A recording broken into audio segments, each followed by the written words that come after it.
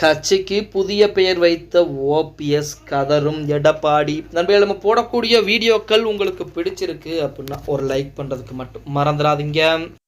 அதிமுகவை பொறுத்த வரைக்கும் ஒரு காலத்திலே ஓபிஎஸ் மிகப்பெரிய ஒரு மனிதராக அறியப்பட்டார். ஆனால் எடப்பாடி பழனிசாமியுடைய சுயநலம், பதவி ஆசை, அதற்காண்டிதான் தற்போது ஓபிஎஸ் அதிமுகவிலிருந்து வெளியேற்றப்பட்டு புதிதாகவும் கட்சியை ஆரம்பித்து விட்டார் அப்படிங்கிற செய்திகள் என்பது வெளியாகி இருக்கிறது. அதாவது எடப்பாடி பழனிசாமியை பொறுத்த வரைக்கும் அதிமுகவை அடமானம் வைக்காமல் விடமாட்டார் அப்படின்னு சொல்லித்தான் ஒரு காலத்திலே ஓபிஎஸ் அவர்கள் சொல்லிக் கொண்டிருந்தார். தற்போது பாஜகவிடம் அடமானம் வைத்து விட்டார் எடப்பாடி.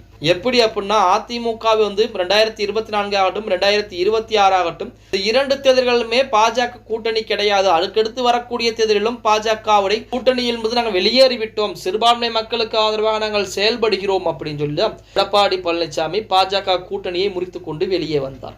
ஆனால் இன்று 2024 நாடாளுமன்ற தேர்தலிலே தனித்து போட்டியிட்டாங்க. தனித்து போட்டியிட்டு மிகப்பெரிய ஒரு வெற்றி வாய்ப்பை பதிவு செய்தது அதிமுக அப்படின்னு சொன்னா அது ஏகப்பட்ட பிரச்சனைகளை கொண்டு வரும். ஏன் அப்படின்னா 40க்கு 40 தொகுதிகளுமே தோல்வி அடைந்தது ஒரு மிகப்பெரிய ஒரு கடல் போன்ற ஒரு இயக்கம் அப்படின்னா அதுக்கு நம்ம ஒன்றும் சொல்ல முடியாது. அங்கே இருக்கக்கூடிய தலைவர்கள் அந்த மாதிரி. அதற்கடுத்து எடப்பாடி பழனிசாமியுடைய மகன் பிரச்சனை விஸ்வரூபம் எடுக்க ஆரம்பிக்குது. வேற வழி இல்லாமல் தற்போது எடப்பாடி பழனிசாமி பாஜகவுடன் கூட்டணிக்கு கைகோர்த்து விட்டார் அப்படிங்கிற செய்திகள் வெளியாகி அதிமுக தொண்டர்கள் மத்தியிலே மிகப்பெரிய அதிர்வலைகளை ஏற்படுத்தி இருக்கிறது. இப்படிப்பட்ட ஒரு சூழ்நிலையில் எடப்பாடி பழனிசாமி அவர்கள் இனிமேல் அதிமுக ஒன்றிணையாது, அதாவது ஓபிஎஸ் உள்ளே வந்தால் பொதுச்செயலாளர் பதவிக்கு பிரச்சனை வந்துவிடும் அப்படின்னு சொல்லிட்டு இதுவரைக்கும் ஓபிஎஸ்ஸையும் சசிகலாவையும் உள்ளே பக்கமே விடாம வச்சிருக்காரு. சரி, இந்த பிரச்சனை எல்லாம் ஒரு புறம் இருந்தாலுமே நமது ஓபிஎஸ் அவர்கள் தேர்தல் ஆணையத்திடம் கட்சியை பதிவு செய்து விட்டாராம். அந்த கட்சிக்கு எம்ஜிஆர் அண்ணா திராவிட முன்னேற்ற கழகம், எம்ஜிஆர் அதிமுக அப்படின்னு சொல்லி பெயர் வைத்திருப்பதாகவும் அந்த பெயரையும் கட்சியும் தேர்தல் ஆணையம் அங்கீகரித்து விட்டால் மிக விரைவாகவே நமது ஓபிஎஸ் அவர்களின் மூலமாக எம்ஜிஆர் அதிமுக, எம்ஜிஆர் அண்ணா திராவிட முன்னேற்ற கழகம் என்ற பெயர் அதிகாரப்பூர்வமாக அறிவிக்கப்படும் அப்படிங்கிற செய்திகள் என்பது வெளியாகி இருக்கிறது.